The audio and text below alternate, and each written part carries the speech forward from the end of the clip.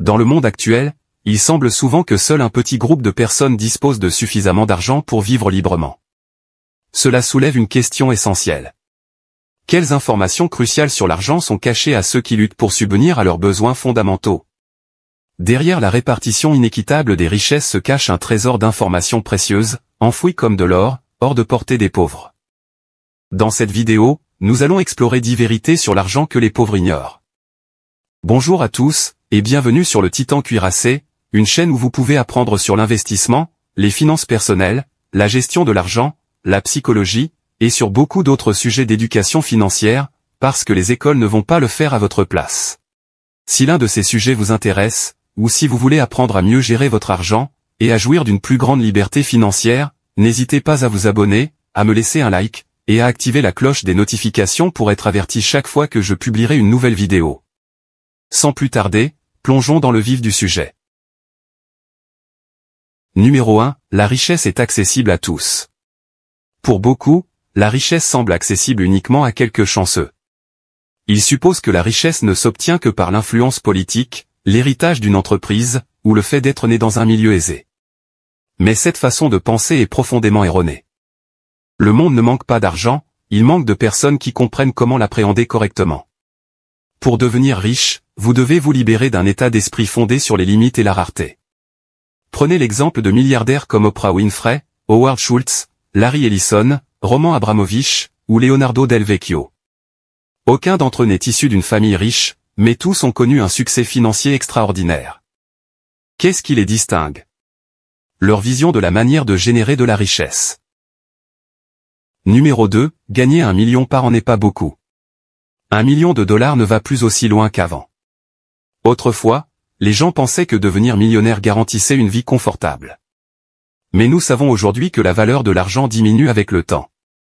Même ceux qui gagnent plus d'1 million par an admettent que ce n'est pas la fortune que beaucoup de gens imaginent. Aujourd'hui, devenir millionnaire n'est plus aussi rare qu'autrefois. Les riches sont plus nombreux, et si votre seul objectif est de gagner 1 million, vous placez la barre trop bas. En raison de l'inflation, cet argent achète moins chaque année. Au lieu de vous contenter du titre de millionnaire, visez plus haut et voyez plus grand. Numéro 3, il est plus difficile de conserver son argent que de le gagner. Beaucoup de personnes en difficulté pensent que gagner de l'argent est la partie la plus difficile. Mais en réalité, la plupart ont déjà gagné de l'argent, et en gagneront encore. Le véritable défi consiste à conserver cet argent. Il n'y a pas de grand secret pour gagner de l'argent. Trouvez un emploi, vendez quelque chose, ou offrez un service utile. Le vrai problème réside dans la compréhension de la manière de le conserver et de le faire fructifier. La plupart des gens ne savent pas comment gérer correctement leur argent. Ils dépensent souvent plus qu'ils ne gagnent, ce qui ruine leur capacité à épargner et à investir judicieusement. Votre capacité à épargner dépend entièrement de la manière dont vous dépensez votre argent. Plus vous dépensez votre revenu, moins il vous reste pour faire fructifier votre patrimoine. Malheureusement, les statistiques montrent que la personne moyenne épargne moins de 10% de ce qu'elle gagne au cours de sa vie. La grande majorité de ses revenus est simplement dépensée, sans jamais être mise à profit ou investie.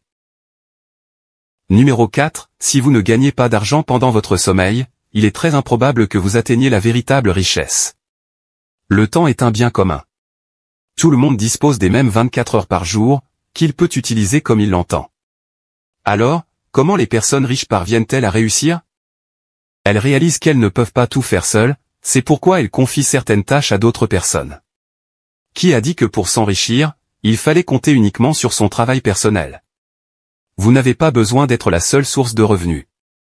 Vous pouvez plutôt mettre en place un système qui génère de l'argent pour vous. La vie ne se résume pas à travailler et à se démener pour payer ses factures. Il existe d'innombrables possibilités qui n'attendent qu'à être découvertes. Alors que vous êtes peut-être pris au piège dans le cycle du travail de 9 à 5, essayant de vous reposer suffisamment chaque nuit, quelqu'un d'autre pourrait se détendre en toute tranquillité, tandis que son compte en banque grossit 24 heures sur 24.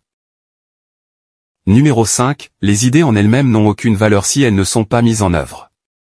Aussi brillante soit-elle, une idée n'a aucune valeur réelle si elle n'est pas mise en pratique. Beaucoup de gens ont des idées potentiellement géniales et rentables, mais ils échouent parce qu'ils ne les concrétisent pas. Vous avez peut-être une idée incroyable en tête, mais quelles mesures prenez-vous réellement pour la concrétiser? Les gens riches obtiennent des résultats en mettant leurs idées en pratique. Ils élaborent des stratégies, et les mettent en œuvre. Parfois, ils réussissent, parfois ils échouent, mais vous ne le saurez jamais si vous n'agissez pas. Qu'est-ce que Facebook, Google et TikTok ont en commun? Ils ont tous surpassé leurs concurrents tels que MySpace, Yahoo et Vine. Pourquoi? Parce qu'ils ont mieux exécuté leur stratégie. Starbucks est un autre exemple. Préparer du café avec du lait n'a rien d'unique, mais c'est leur brillante exécution de ce concept qui leur rapporte des millions. Numéro 6. Concentrez-vous davantage sur la façon de gagner de l'argent que sur la réduction des dépenses. Beaucoup de gens dépensent leur énergie à rechercher des réductions et à essayer de réduire leurs coûts, mais ces économies ont-elles vraiment un sens? Pensez à quelqu'un qui parcourt toute la ville en voiture, perdant des heures juste pour économiser 5 $ sur un tube de dentifrice. En réalité, ce temps et cette énergie auraient pu être mieux utilisés pour améliorer sa capacité à gagner de l'argent. Peut-être qu'un cours en ligne ou l'apprentissage d'une nouvelle compétence lui aurait permis d'obtenir de meilleures opportunités professionnelles. Peu importe les efforts que vous déployez pour réduire vos dépenses, il y a toujours une limite à ce que vous pouvez économiser. Mais vos revenus? Ils n'ont pas de plafond. Ce que vous pouvez gagner est pratiquement illimité. Numéro 7. Créer une entreprise peut vous aider à réduire considérablement, voire à éliminer vos impôts. Les riches paient très peu d'impôts en raison de la structure de leurs entreprises. Ils ne se considèrent pas comme des employés de leur propre entreprise. Par conséquent, les dépenses liées à leur activité sont imposées au niveau de l'entreprise, et non comme des dépenses personnelles. La plupart des impôts sur les sociétés proviennent des bénéfices, qui sont calculés comme étant les revenus moins les dépenses. Cette méthode permet aux chefs d'entreprise de déduire des coûts tels que les jets privés, les repas gastronomiques avec des clients, et les voyages d'affaires. En termes simples, les riches continuent de vivre dans le luxe tout en faisant couvrir une grande partie des coûts par leurs entreprises. À titre d'illustration.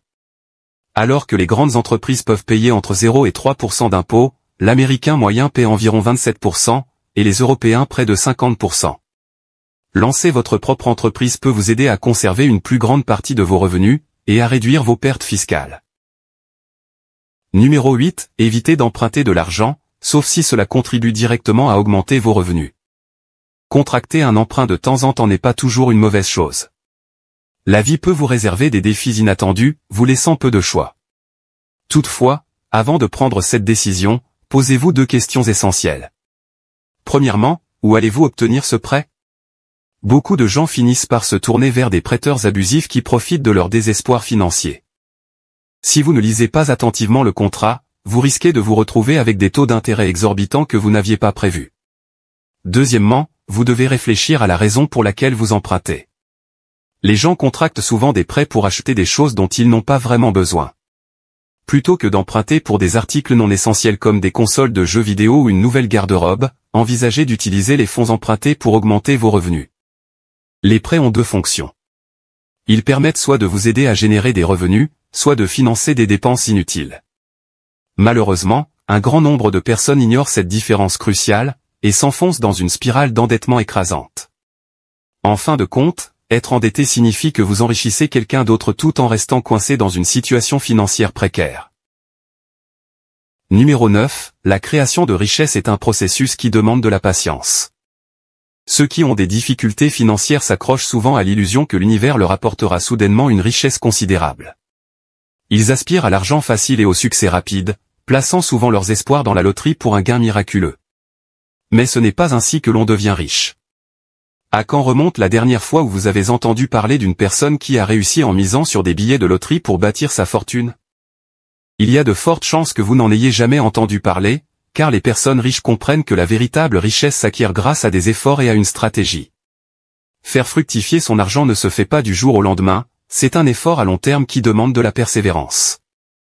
C'est un mythe de croire qu'il faut disposer de sommes colossales pour commencer à gagner de l'argent.